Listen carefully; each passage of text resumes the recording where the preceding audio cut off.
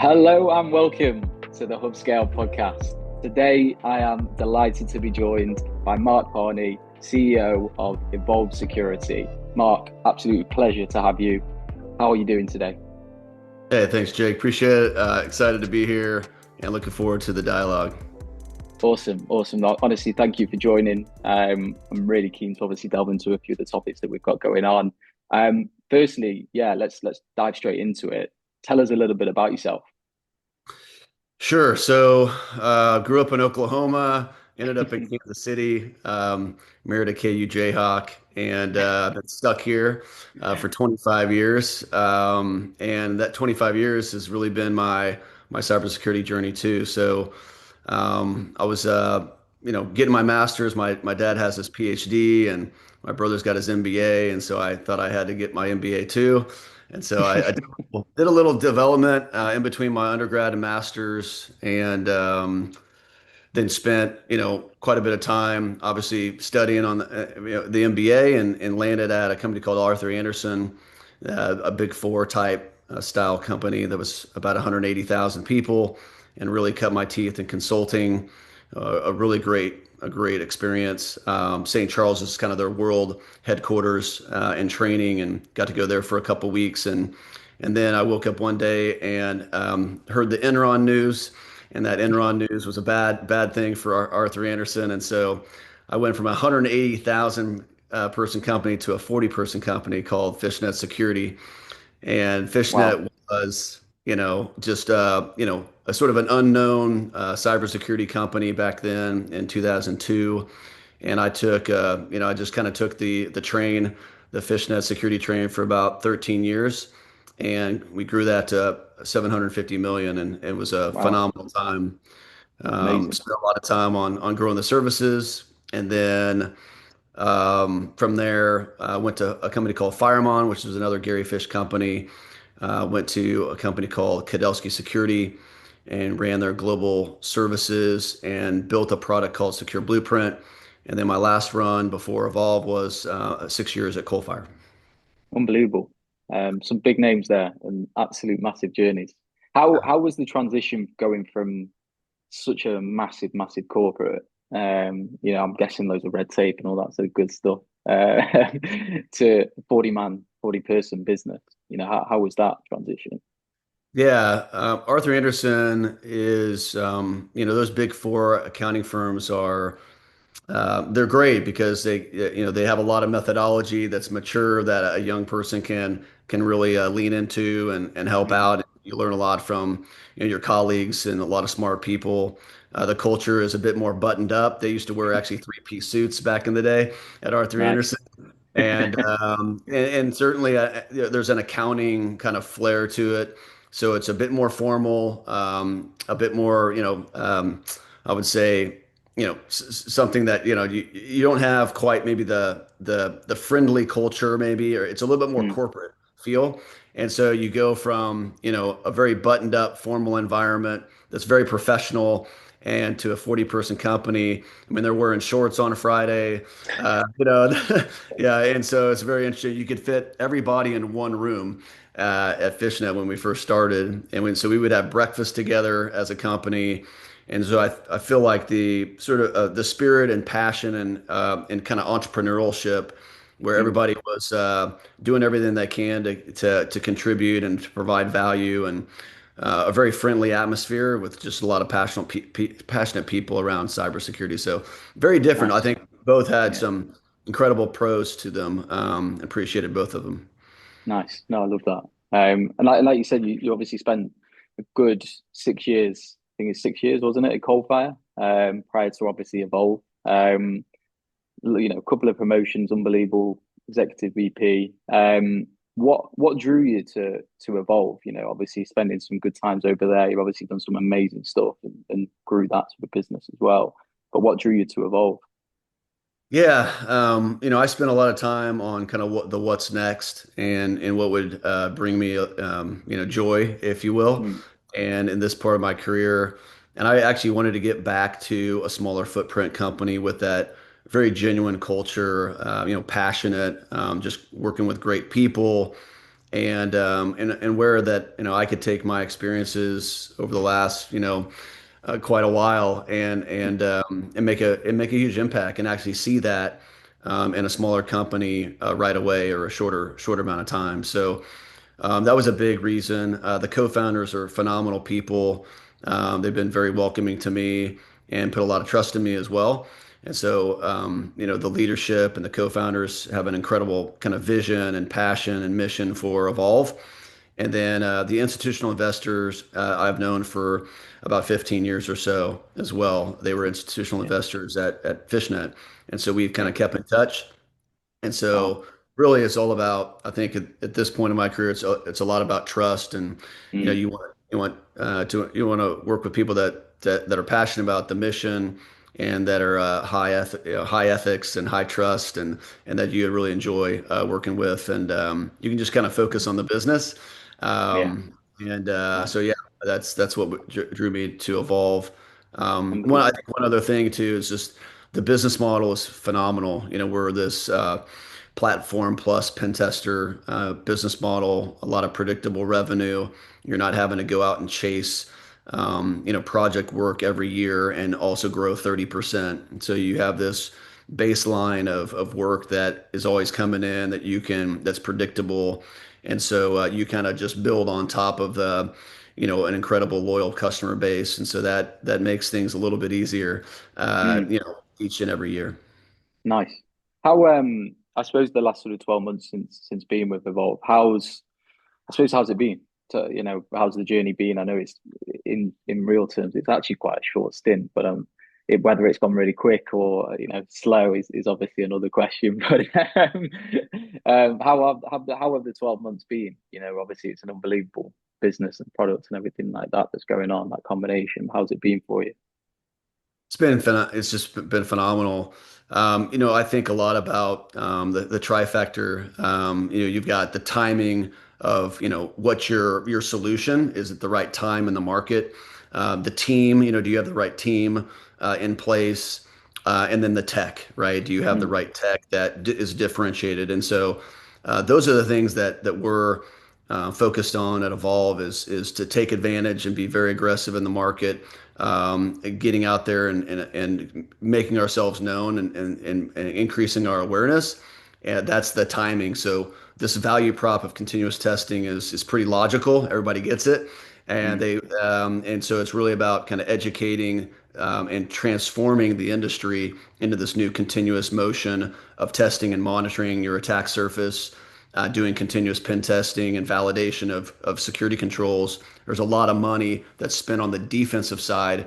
In cyber, Yeah. we need to start spending more time on the offensive. So I kind of joke a sports analogy. It'd be pretty boring to watch a sporting event, with only defense, and we spend a lot of time or 90% defense. It'd be pretty boring, and we're certainly in a war with adversaries, right?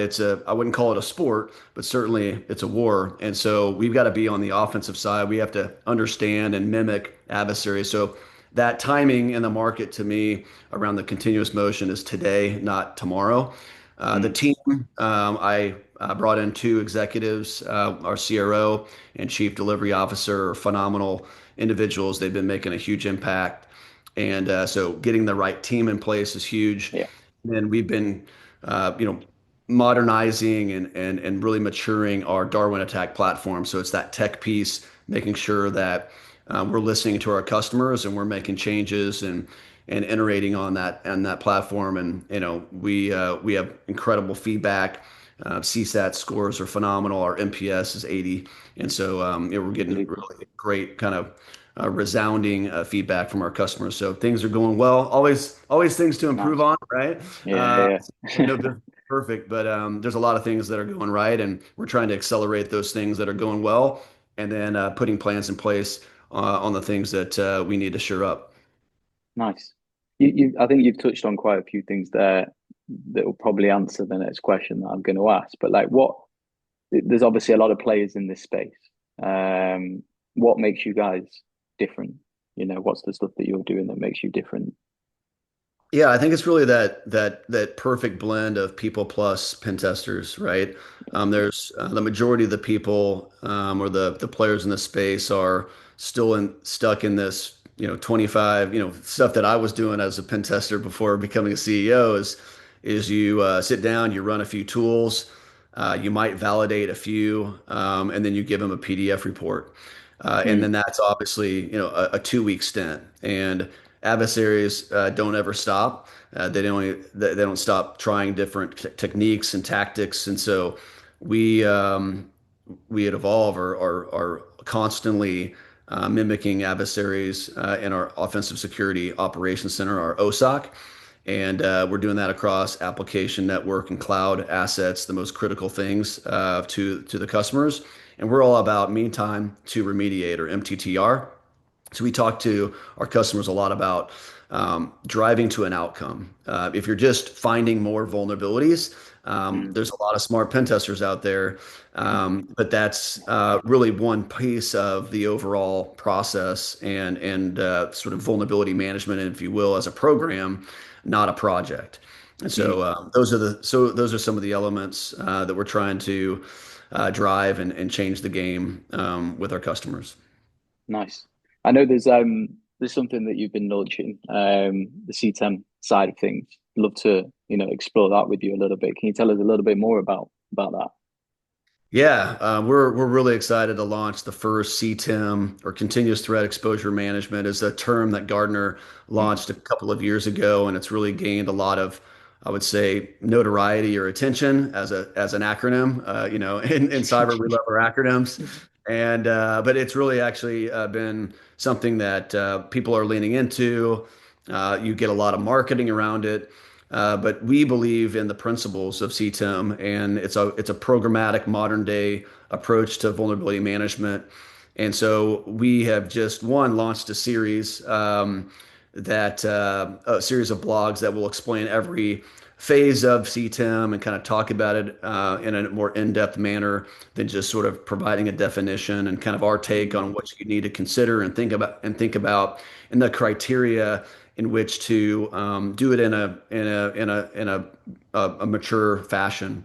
And so when we started to think about this blog, we started to think about, well, okay, somebody wants to adopt CTEM, great, Mm, but there's not a lot of guidance on or what is your current state in how you're incorporating the CTEM elements, and what's your desired state, and then how do you get there, how do you get to your desired state. So we're launching the first maturity model in the industry around CTEM. We're extremely excited about it. It'll be on the tail end of our series, our blog series, so people have to wait a few more weeks to follow along.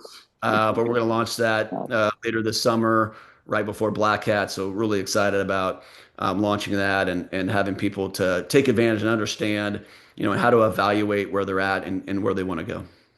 awesome. Yeah, that sounds super exciting. What do you see? Obviously companies need to be doing this all the time, the continuous testing and everything like that. But what's I suppose the return on investment side of things, what in terms of for the business and for organizations, how do you manage that? How do you look at that? What is the real thing there for them? Yeah, it's in cyber, it's hard to quantify Mm, ROI. And so there's always this challenge of, how do you get to, the a quantifiable outcome or numeric, data that kind of validates that you're doing something that kind of moves the needle from a return on investment. But the things that we think about in comparing a one-time pen test to continuous or attack surface management, kind of combining those capabilities is your detection lag, right? So mm, when you're constantly looking at something, you're going to find things quicker. And when you find things quicker, you can remediate and act on that, whether it's transferring the risk, mitigating the risk, fixing it.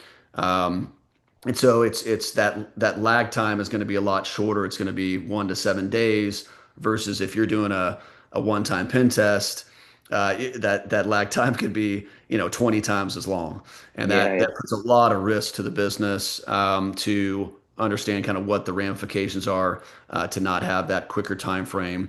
The other piece is just vulnerability to exploit window, right? Mm. Seven, less than 7 days for a continuous pen testing approach. It'll be probably 90 plus days. The other piece is annualized breach probability. Your probability goes up to be breached and to maybe even not know about it. That's even worse, right? Adversaries don't just, they're not loud and proud sometimes. They're pretty sneaky. And Mm. so even when they get in your environment, you may not know about it for a while. And so they'll do lateral movement and they'll get into more systems. And once they really get into your environment, it's sometimes very, very hard to get them out without doing a big rebuild of your infrastructure. And I've been through incidents in my career Okay. with customers that adversaries were in that environment for 3 years because they couldn't get them out because the complexity of the environment, how it was set up, and they had to basically rebuild a lot of their infrastructure globally, and that's not it's not cheap. No. This finding it quick is certainly very, very beneficial to customers, and also just it builds trust in a resilient business and Mm. trust. If you're a cyber company, but even, if you're finance or healthcare or whatever it might be, it certainly has this trust element that you want as a business and as part of your brand reputation. Unbelievable. Yeah. Yeah, that makes sense. What's obviously we've talked about the Chronicles series and obviously the growth that you've had over the last 11 months, bringing in CRO, CDO, which has been great stuff. Obviously, getting the right people in. What does and you might not be able to tell me too much, but what does the next sort of 12, 18, 24 months look like for you guys? Yeah, I mean, we want to break glass. We want to be leaders in kind of the thought leadership space. So we've got several ideas around new ideas to come to market, kind of like the CTEM Chronicles, the CTEM maturity model. We're going to continue to innovate. We're silently building a CISO community that is extremely impressive, and we'll release that and kind of announce that later on this year. But we will have an incredible set of CISO advisors to us that are moving the needle, that want to partner with us and kind of lock arms and changing the game as far as the pen testing industry from this traditional episodic one-time approach to a continuous modern day approach where we mimic adversaries like the real world. And Mm. so we're doing that today, but we want to continue to move the needle and challenge the industry to kind of transform because most of the industry, I call it maybe 75% of the industry, is still performing. And the buyer behavior is we're going to still do one-time pen tests, and this is Yeah. it's an obsolete it's an obsolete unfortunate way that we have had our industry in a long time state, and we need to change that. And we want to try to build, new ideas to kind of have people sink in and help understand that this transformation needs to happen in our industry. Yeah. No, I love that. I love that idea, the CISOs inside. That's awesome. Really, really cool. Look, yeah, it was awesome speaking to you. I know it's been one of those that's been a nice, short, sweet, but honestly, Mark, it was really, really good speaking to you. Thanks for obviously running through, exactly what you guys do, what you're doing, what you're looking to do, some of the cool stuff that's going to be happening, and obviously your background as well, which, like you said, Firemon, Kudelski, Coldfire, some unbelievable growth journeys there. So, honestly, thanks so much for joining me. Thanks for having me. It was great to be here. Appreciate you taking the time.